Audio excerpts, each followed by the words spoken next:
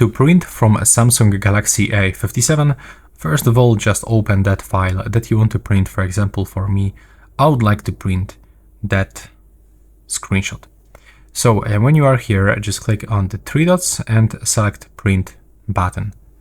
Now we have to click here to select a printer, click on the all printers, and right now it's searching for nearby printers. You have to make sure that you turn on your printer and that you have also enabled its pairing mode.